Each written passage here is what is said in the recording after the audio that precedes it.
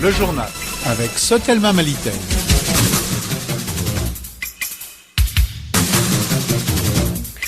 Mesdames et messieurs, bonjour. Merci de votre fidélité. Bienvenue dans ce 13h les titres. Les femmes leaders du Mali interpellent le gouvernement et la communauté internationale à prendre leurs responsabilités pour que la justice soit faite sur la tuerie du village de Sobandam dans la commune rurale de Sanga le 10 juin. Tirer les leçons de ce drame, le Conseil des ministres a procédé à la révocation du gouverneur de la région de Mopti. Ce jeudi 13 juin, c'est la journée mondiale de l'albinisme. Plusieurs activités sont au programme à Bamako, telles que des consultations ophtalmologiques, la distribution des crèmes solaires, entre autres. Bienvenue dans ce 13h présentation, Mariam Kouyati.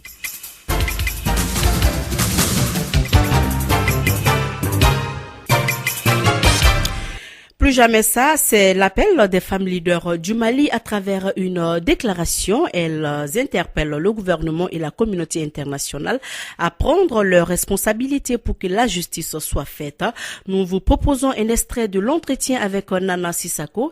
Elle est vice-présidente des femmes leaders du Mali. Elle a été donc jointe au téléphone par Fanta Diakiti. Nous, en tant que femmes du Mali, nous condamnons avec la dernière énergie ce énième acte terroriste et génocidaire intolérable.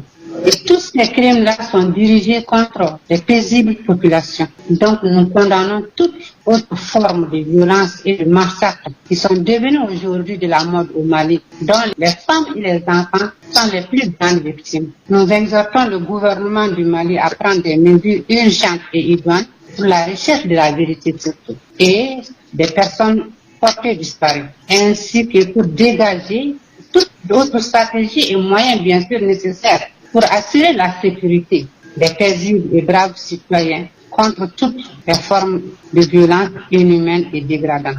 En tant que femmes du Mali et femmes des organisations de la société civile féminine, nous recommandons au gouvernement du Mali de diligenter des enquêtes pour rechercher les auteurs de ces crimes imprescriptibles afin de mieux lutter contre l'impunité et le terrorisme au Mali. Et nous demandons aussi à la communauté internationale non pas seulement d'accompagner le Mali en ces moments difficiles bien sûr, mais de prendre aussi leurs responsabilités face à ces crimes à grande échelle. Et aussi bien nous le demandons et à la communauté internationale et aux forces armées du Mali. Et chacun prend ses responsabilités face à ces crimes à grande échelle. Voilà, c'était donc la Nana Sissako, elle est vice-présidente des femmes leaders du Mali. C'est grâce aux filtres traditionnels que le Mali résiste encore face aux différents conflits avec des attaques meurtrières. C'est pour cela que l'État doit tout faire pour renforcer le vivre ensemble entre les communautés. Mais cela ne suffit pas, selon Boubacar Salif Traoré, expert en sécurité à AfriGlobe Conseil. Il ne s'agit pas d'aller sur les plateaux de télé ou sur les antennes de radio pour dire nous avons besoin du soutien de la population. Ça reste verbal. Il faut que la population puisse avoir les preuves de la bonne foi de l'État. Les choses sont dites et une fois au moment de passer aux actions, ça ne se concrétise pas. La relation de confiance d'une part, et j'ai pas évoqué les conventions locales, c'est-à-dire la gouvernance traditionnelle locale. Il faut aussi renforcer ça sera possible dans une condition où les communautés même ne se font plus confiance. Ben justement, c'est à l'État de réparer tout cela. Moi, je sais qu'il y a beaucoup d'acteurs qui risquent leur vie et qui vont tout le temps dans ces villages-là pour aller parler aux populations. Et eux peuvent justement renouer le contact avec la population. Il faut que la dynamique vienne du sommet. Vous savez que nous sommes dans des états extrêmement fragiles où tout le monde pointe son regard vers le pouvoir. Donc l'État doit donner son intention, donner sa volonté pour qu'ensuite derrière les acteurs qui font ce travail déjà puissent être renforcés. Traditionnellement, nous avons beaucoup de filtres. C'est notre chance. Sinon, ce que le pays est en train de vivre, ça aurait été d'autres pays, je pense qu'on serait rayé de la carte. Mais si le pays continue à tenir, c'est parce que nous avons encore ces filtres. Mais attention, si nous ne faisons pas rapidement, ces filtres vont aussi disparaître et on peut craindre le. C'était Boubacar Salif Traoré, il est expert en sécurité à AfriGlobe Conseil. Le Mali doit se tourner vers la Russie tout en restant avec la France et les autres, c'est ce que pense Iboussi. Il est économiste. Pour lui, la Russie est la meilleure voie pour sortir le Mali de cette escade de tueries et d'assassinats. Nous l'écoutons.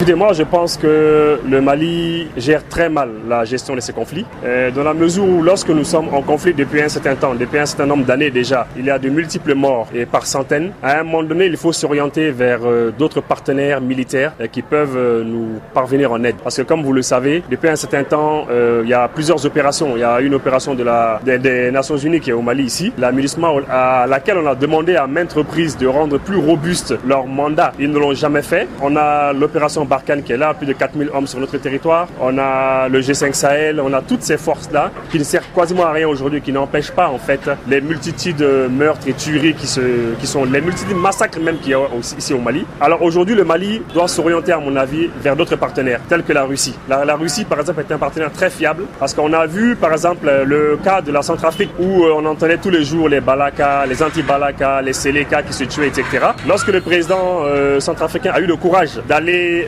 vers Poutine, vers la Russie. Aujourd'hui, on n'entend plus pratiquement parler du Centrafrique. On n'entend plus parler pratiquement de ces multiples tueries qu'il y a. On a vu le cas du Venezuela aussi. Vous avez vu lorsque les Russes sont arrivés. Donc un petit peu partout, les Russes, à chaque fois quand ils arrivent quelque part, ils calment la situation. Et on pense que le Mali aussi doit le faire. À noter également, le président Ibeka a déclaré un deuil national de 3 jours à compter de ce jeudi 13 juin à 0h sur toute l'étendue du territoire national en hommage aux victimes de l'attaque terroriste perpétrée le 10 juin contre les populations du village de Sobandan dans la commune rurale de Sanga, cercle de Bondiagara, région de Mopti. Les drapeaux seront donc mis en berne sur tous les bâtiments et édifices publics pendant toute la durée du deuil. Tirant donc les leçons de ce drame, le Conseil des ministres a procédé à la révocation du gouverneur de la région de Mopti. Le président Ibeka s'est rendu ce matin sur les lieux.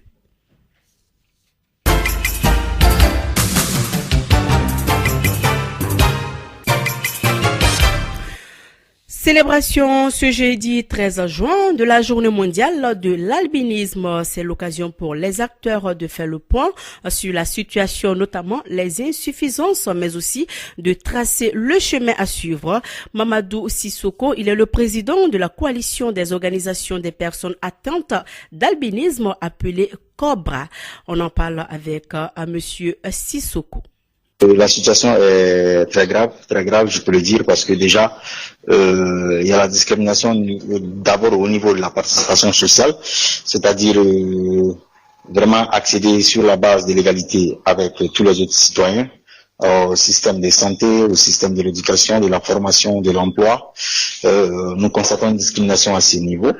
Le plus grave déjà, je ne parlerai même pas de discrimination parce que nous aujourd'hui ce qui nous inquiète ce sont les violences contre ni dans les lois ni dans les politiques, à part récemment que nous avons pu être pris en compte dans la loi 027/2018 du 12 juin relatif aux droits des personnes handicapées.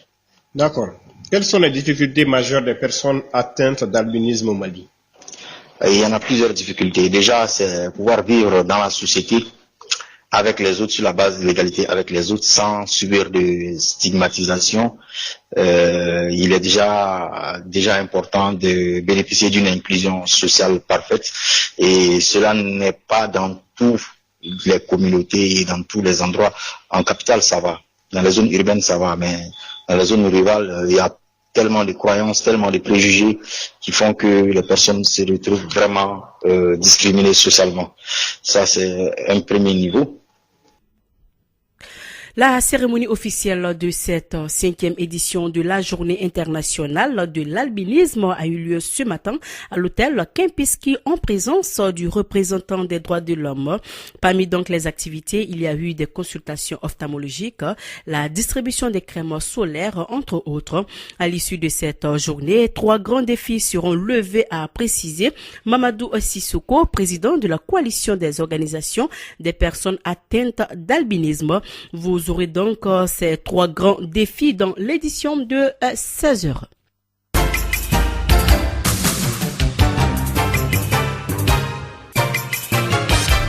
L'actualité hors du Mali, tout d'abord la Côte d'Ivoire et le Ghana, les deux premiers producteurs mondiaux de cacao, suspendent leur vente jusqu'à nouvel ordre. Les deux pays essaient ainsi d'obtenir des marchés. Objectif affiché, mieux rémunérer les producteurs. En Algérie, c'est une nouvelle étape dans la grande opération de la justice contre la corruption qui touche les proches de l'ancien président Abdelaziz Bouteflika. Hier, c'est l'ancien premier ministre Ahmed Ouyahi qui a été mis en détention provisoire. En RDC, la tension est encore montée d'un cran hier à Kinshasa entre les partisans de l'UDPS du président Félix Tshisekedi et ceux du PPRD de Joseph Kabila. La police a dû intervenir à plusieurs reprises pour éviter de possibles affrontements. Elle dit avoir interpellé 7 voyous, mais n'était pas en mesure hier soir de confirmer leur appartenance politique. Également au Soudan, le mouvement de contestation a mis fin à la campagne de désobéissance civile lancée après la répression sanglante de l'armée. La vie dans la capitale soudanaise continue de reprendre. Même si la situation n'est pas encore revenue à la normale, le trafic s'intensifie et les transports se remettent en route.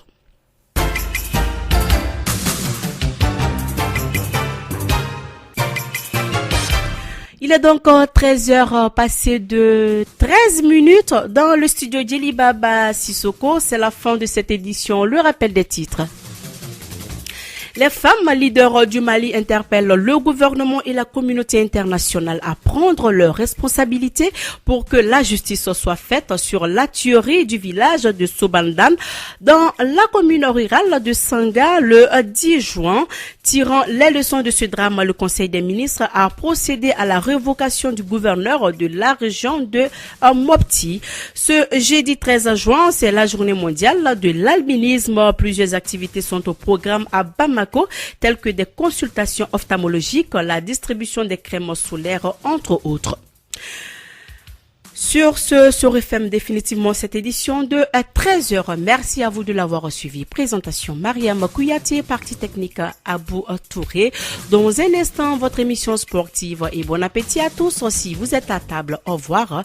Restez toujours sur notre antenne car c'est ici que se passent les bonnes choses. Au revoir. Radio Kédou, le journal avec Sotelma Malitel.